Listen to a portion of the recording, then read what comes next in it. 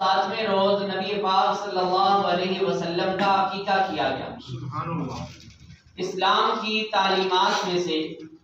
یہ بھی ایک تعلیم ہے کہ جب کسی کے ہاں بچہ پیدا ہو تو 7ویں روز اس کا سر منڈایا جائے اور سر کے بالوں کی بقدر چاندی یا اتنے پیسے اللہ کے راستے میں صدقہ کیے جائیں، اور اس کے بعد اس کی طرف سے قربانی کی جائے، جانور کو ذبح کیا جائے۔ اگر تو اللہ تعالیٰ نے کسی کو بیٹے کی نعمت دی ہے تو اس کی طرف سے 2 قربانیاں ہیں، 2 جانور ہیں، اور اگر اللہ رب العزت نے کسی کو بیٹی کی نعمت دی ہے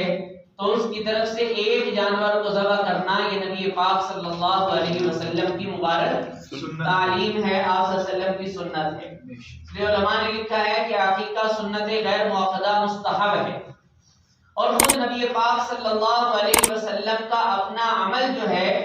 عقیقے کو متعلق وہ بھی منقول ہے کہ حضور اکرم صلی اللہ علیہ وسلم کے بارے میں آتا ہے عقد عن الحسن والحسین بکبشین کبشین،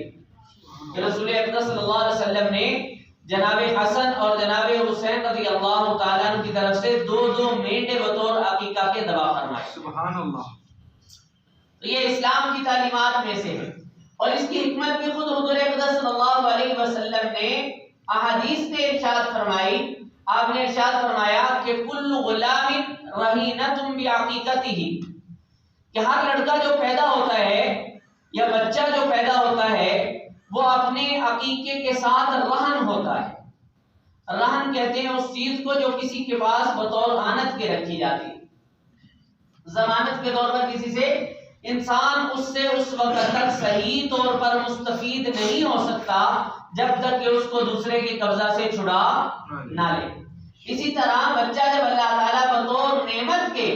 انسان کو عطا فرماتے ہیں تو نعمت کی تکمیل اس وقت تک یا اس سے استفادہ اس وقت تک صحیح معنوں میں نہیں ہو سکتا جب تک کہ انسان اس کی طرف سے جانور کو ذبح نہ کرے۔ اور علماء نے ایک حکمت یہ بھی لکھی ہے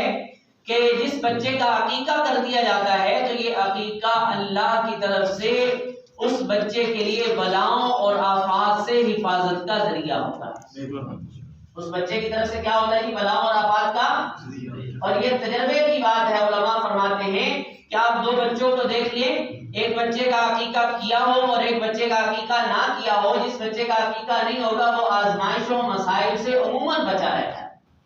بنسبت اس بچے سے کہ جس بچے کا عقیقہ نہ کیا جائے، اس کی زندگی میں تلخیاں زیادہ آتی۔